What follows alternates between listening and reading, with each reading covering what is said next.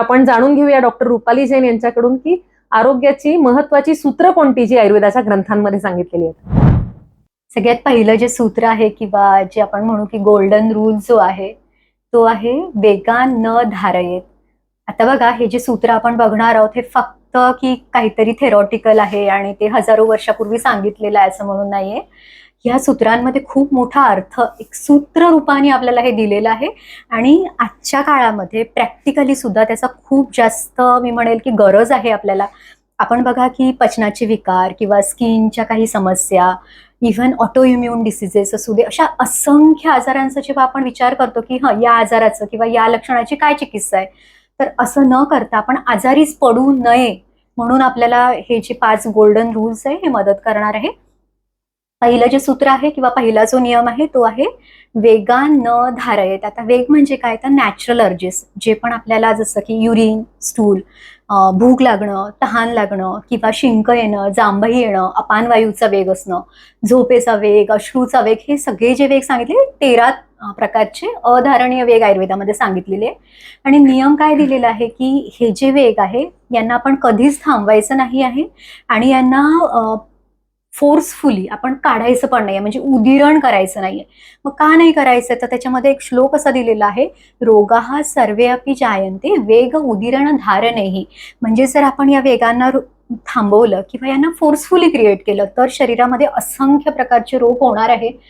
आणि म्हणून आपण हे करायचं नाही. बघा, आपण रोजच्या जीवनात बघतो की आपण कळत नकळत इतक्या वेळा हे वेग थांबवतो, म्हणजे आपल्याला माहित पण पडत नाही. अगदी हो ना. आणि म्हणून आपल्याला हा अवेअरनेस हवाय की कोणता वेग थांबवल्याने आपल्याला काय होणार आहे आणि याचं जे नुकसान किंवा जे साईड इफेक्ट म्हणा की काय होऊ शकतात. तर जर तुम्ही कुठला पण असा वेग थांबवता, तर वेगवेगळं दिलेलं आहे त्यांनी, पण मग त्याच्यामुळे तुमच्या अग्नीची विकृती होईल, जो आपण जठराग्नी म्हणतो, तो सगळ्यात महत्वाचा आयुर्वेदाने सांगितलेला आहे. दुसरा आहे हृदयाशी संबंधित काही विकार होतील किंवा तुमचा युरिन स्टूलचा जो एक फ्लो आहे नॅचरल, कुठेतरी त्याच्यामध्ये अवरोध होईल किंवा असंख्य जे काही आजार समस्या होऊ आहे, म्हणजे शकतात. अगदी बेल्स पाल्सी पर्यंत, की जे आपण म्हणतो की काय म्हणतो अर्धित किंवा अर्धित आपण जे पक्षाघात. म्हणतो की तोंड वाकडं होणं, तर याच्यामध्ये सुद्धा ही अशी कारणं सांगितलेली आपल्याला झाल्यानंतर माहितच पडत नाही की काय आपण केलेलं आहे आणि म्हणून आपण झालं. आपण म्हणतो की आम्ही तर काहीच केलेलं नाही, आमचे सगळे रिपोर्ट्स नॉर्मल आहे आणि मग आजार कसा झाला. तर अशा वेळेस अशा प्रकारचे अनेक कारणं असू शकतात. अगदी वेगान धारयेत हे खूप महत्वाचं सूत्र आहे आयुर्वेदाचं. एक आयुर्वेदातला रेफरन्स आहे की जे गव्हर्नमेंट किंवा राजसेवक आहेत, जे व्यापारी आहेत आणि ज्या स्त्रिया आहेत त्या बरेचदा आजारी पडतात, त्याचं कारण वेगधारण हे असू शकतं. असा आयुर्वेदातला एक संदर्भ मला नेहमी आठवतो, कारण हे व्यस्त असतात त्यामुळे बरेचदा वेगधारण करत असतात. ज्या गोष्टी शरीराबाहेर टाकल्या जायला पाहिजेत त्या जायलाच पाहिजेत. आणि जसं सिव्हिलायझेशन वाढत गेलं, जसं यंत्रयुग वाढत गेलं, जसं आपली जीवनशैली कृत्रिम होत गेली, तसं आपण हे विसरून चाललो आहोत की आपण निसर्गाला बांधील आहोत आणि निसर्ग नियमानुसार जे वेगांचं बाहेर शरीराच्या बाहेर जे मल टाकले जायला हवेत ते जायलाच हवेत, त्याला तुम्ही विरोध करू शकत नाही. पण सिव्हिलायझेशननी किंवा मॅनर्सच्या नावाखाली आपल्याला शिकवलं जाते की वेग धारण करणे, अगदी लहानपणापासून आपण त्याचं ट्रेनिंग देतो.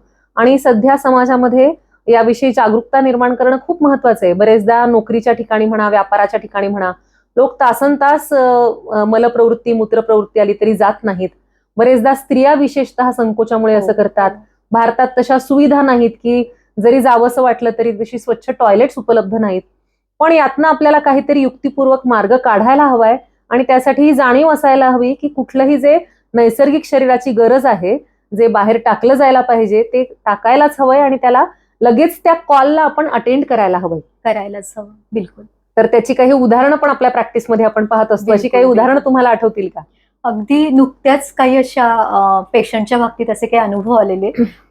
एक सगळ्यात पहिला जो अनुभव मी सांगेल की माझ्याकडे एक पेशंट आले, ते डायलिसिसवर आहे. आठवड्यातून 3 वेळा त्यांचं डायलिसिस होतंय. त्यांचं वय आहे 65च्या वर वय आहे त्यांचं.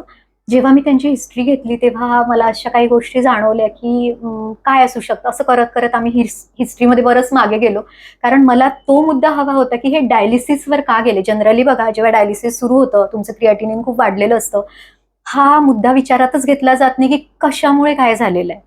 तर जेव्हा हिस्ट्री घेताना असं लक्षात आलं की पेशंट, त्यांचं स्वतःचा बिझनेस, स्वतःचं दुकान होतं आणि दुकानात बसलेलं असताना बरेचदा असं व्हायचं की त्यांना युरिनला जायचंय पण दुकानात कोणीच नाहीये, उठू शकत नाही, तिथे ती सोय नाहीये.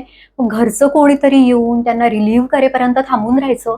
मग घरी जायचं, मग युरिनला जायचं. म्हणजे हे वर्षानुवर्ष चाललं. दुसरं काहीही कारण नव्हतं खरं म्हटलं तर. म्हणजे असतील पण इतकं मोठं कारण नव्हतं.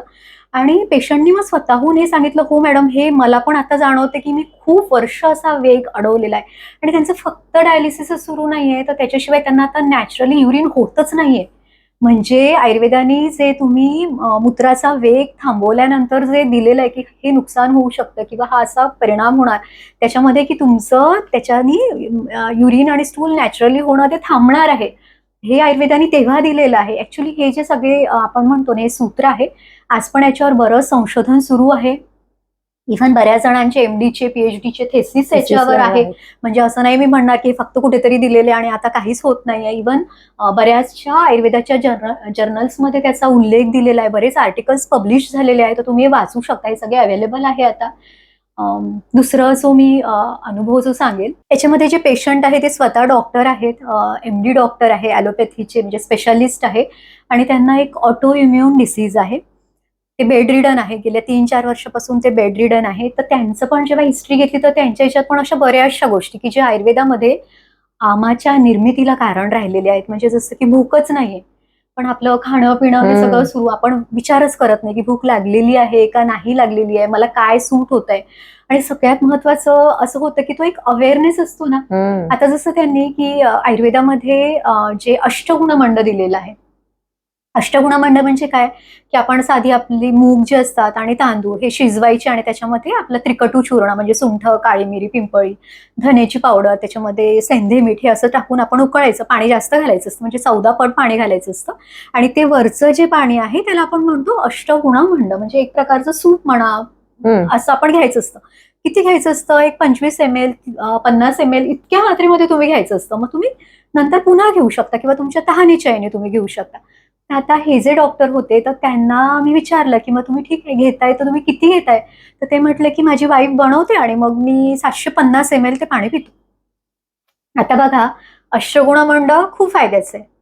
पण आपण किती क्वांटिटीत घेतोय हे सुद्धा किती महत्वाचं आहे ना. आपण इतकं सारं जेव्हा ते टाकतो, त्याचा फायदा काय मिळायचा तो मिळेल. पण त्याचं नुकसान काय झालं, की त्यांनी अग्नीला कमी केलं, पाचन क्रिया कमी केली. मी खाल्लेलं पचणार नाही, पचला नाही तर त्याचा आम पडणार आहे आणि आपल्या आजाराला अजून कारण ठरणार आहे. म्हणजे जे तो स्टिफनेस आहे, ते पेन आहे, ती आमाची संचिती आहे, कुठल्या पण याने, तर ती होणार आहे. आणि मग जेव्हा आपण ऑटोइम्युन डिसीज आहे आणि मला स्टेरॉइड घेऊ दे, इम्युनोसप्रेसंट घेऊ दे आणि मग आता आयुर्वेदामध्ये काही आहे का औषधं? हा जेव्हा प्रश्न येतो, तर असं आयुर्वेद काम नाही करत. हो बरोबर ना, आहे. की आपल्याला ह्या सगळ्या गोष्टी कुठेतरी टाळायला पाहिजे. आता जे होऊन गेलं ते आपल्या हातात नाहीये. पण इथून पुढे काय? मग तो जो अवेअरनेस असतो तो खूप महत्वाचा आहे आणि याच्यासाठी मला असं वाटतं आपल्याला हे जे रूल्स आहे हे माहीत असणं जास्त आवश्यक आहे. म्हणजे वेगाचं धारण आणि उदिरण या दोन्ही कन्सेप्ट खूप महत्वाच्या आहेत. बरेचदा पाण्याबाबतीत सुद्धा असं होतं. तृष्णा हा सुद्धा वेग आहे, नैसर्गिक वेग आहे. प्रत्येकाला कळतं की आपल्याला किती तहान आहे, किती पाणी प्यायला हवं. पण आजकाल स्वतःच्या शरीराचं न ऐकता कोणीतरी सांगितलंय की पाणी चांगलं असतं. मग सकाळी उठून 1 लिटर पाणी पिणारे बरेच लोक आहेत. रात्री झोपताना 1-1 लिटर पाणी पिणारे लोक आहेत. हे झालं तृष्णा वेगाचं उदिरण. तसंच क्षुधा वेगाचं पण आहे म्हणजे भुकेचं सुद्धा. एकतर दमन करणं म्हणजे भूक लागलेली असताना सुद्धा न खाणं आणि भूक नाही तेव्हा खात राहणं. हे सेम झोपेच्या बाबतीत सुद्धा, की झोप खूप आली आहे पण त्याला रोखून धरणं. कारण काहीतरी काम आहे, काहीतरी तुमचा व्यवसाय आहे, अभ्यास आहे आणि ती लांबवणं आणि जेव्हा झोप येत नाही तेव्हा दुपारी झोपणं की काही काम नाहीये. म्हणजे असं हे प्रत्येक नैसर्गिक संवेदनाच्या बाबतीत तुम्ही उदिरण केलं म्हणजे जबरदस्ती त्याचं प्रवर्तन केलं आणि धारण केलं, जबरदस्ती रोखून धरलं, तर दोन्हीचे शरीरावर परिणाम होणार आहेत. कारण आपण निसर्गाला बांधील आहोत. आपल्या शरीरात एक सर्कॅडियन क्लॉक आहे जे निसर्गाने सेट केलेलं आहे. त्याच्या विरोधात जाण्यासाठी अजून तरी माणसाला लिमिटेशन आहे. माणूस कितीही प्रगत झाला तरी निसर्ग नियमांच्या विरोधात गेला तर रोग होणार हे अगदी नक्की. आणि त्यातलंच हे पहिलं सूत्र आहे की वेगान धारेत. आणि असे जे पुन्हा एकदा तुम्हाला सोपे सांगते की वेग कोणकोणते आहेत म्हणजे त्याचं धारण उदिरण तुम्ही तुमचं तपासून पाहू शकता. तर महत्वाचे म्हणजे मल, मूत्र, क्षुधा, तृष्णा, जांभई, शिंक, अश्रू, हे सगळे आणि अपानवायू, उद्गार म्हणजे ढेकर येणं, हे सगळे जे वेग आहेत त्यांचं धारणही करू नका आणि उदिरणही करू नका. बरेचदा आपलं या 3-4 वेगांचं धारण उदिरण जबरदस्ती होत असतं. लहानपणापासून शिकवलेलं असतं.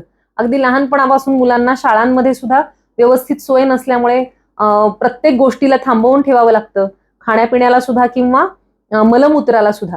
तर एक वेळेस खाणं पिणं थोडं रोखून धरलं तर चालेल, त्याचं उदिरण करू नका, पण मलमूत्र वेगांकडे दुर्लक्ष करू नका, कारण त्याचे गंभीर परिणाम पुढे भविष्यात नक्की होतात. त्याच्यामध्ये एक अजून फक्त ऍड करते की जसं गृहिणीचे जे पेशंट्स असतात, की जेव्हा मलप्रवृत्ती पुन्हा पुन्हा तुम्हाला जावं लागतंय आणि पोटात कळ येत आहे, ती अर्ज असते, थांबू शकत नाही.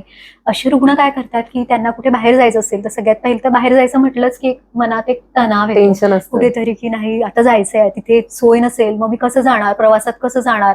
मग काय होतं की बाहेर जायच्या आधी घरात चला एकदा जाऊन थोडंसं प्रेशर देऊन काय येतंय का बघूया. हो ना, म्हणजे सकाळी पण पोट नाही साफ झालं तर ते सुद्धा लोक हे हो करतात, हो हो. जाऊन बसतात किती वेळ. आणि इव्हन मॅडमनी जसं म्हटलं, पाणी प्यायचं, चहा प्यायचा, चालायचं, मलासनात बसायचं, म्हणजे किती गोष्टी करायच्या की जो वेग इतका नॅचरल आहे, जो इतका सुखपूर्वक आहे की उठलं की पहिल्यांदा आपण आताच जायला पाहिजे, काही पाणी प्यायचं नाही. माझे काही पेशंट्स आहे की ज्यांना गिल्ट फील होतं असं की आम्ही की असं कसं पाणी नाही प्यायचं. म्हणजे मी जेव्हा म्हणते तेव्हा म्हणतात की आम्हाला इतकं व्हायचं वाटतं ना की तुम्ही सांगितलं की पाणी पिण्याची गरज नाहीये. नाही तर आम्ही नेहमी हेच ऐकलेलं असतं की पाणी पिल्याशिवाय जायचंच नाही. म्हणजे काही लोक तर काय करतात की वेग आलेला असतो, नाही नाही पहिले पाणी प्यायचं, पाणी प्या मग जा. म्हणजे तुम्ही नॅचरलला खराब करताय. आणि दुसरं असं होतं की जबरदस्तीने आणणं त्याला. मी म्हणेल जेव्हा त्याला यायचंय तेव्हा येऊ द्या सुरुवातीला, अट्टाहास नको. सकाळी झालं पाहिजे, सकाळीच पोट साफ झालं पाहिजे, म्हणजे ती खूप चांगली गोष्ट आहे. पण जर ते येत नसेल तर आपण त्याला वेळ द्यावा. हे असं पाणी टाकून अग्नी कमी करून मग सगळंच पाचन बिघडवण्यापेक्षा ठीक आहे ते. रोज काही ना काही लॅक्झेटिव्ह घेण्याची पण सवय असते बऱ्याच जणांना, की रोज न चुकता त्रिफळा घेणं, कुठलं तरी चूर्ण घेणं, मिठाचे काही ना काही टॅबलेट्स घेणं. जरी कितीही चांगलं असलं, मी म्हणजे आयुर्वेदिक डॉक्टर्स आहोत आम्ही दोघी जणी, आणि तरीही आमचं हे सांगणं आहे की त्रिफळा म्हणा, एरंडेल तेल म्हणा, कितीही चांगले लॅक्झेटिव्ह असले तरी तुम्ही जेव्हा ते रोज रोज अतिमात्रेत घेता आणि फक्त लॅक्झेटिव्ह म्हणून म्हणजे पोट साफ करण्यासाठी घेता, तेव्हा त्याचाही काही ना काही दुष्परिणाम होऊ शकतो. ते सुद्धा एक प्रकारचं उदिरण आहे वेगाचं. म्हणून उदिरण करण्यापेक्षा त्याचं मूळ कारण समजावून घ्या, त्यावर काम करा, आपोआप मलशुद्धी व्यवस्थित होईल. तुम्हाला धारण किंवा उदिरण दोन्ही करावं लागणार नाही.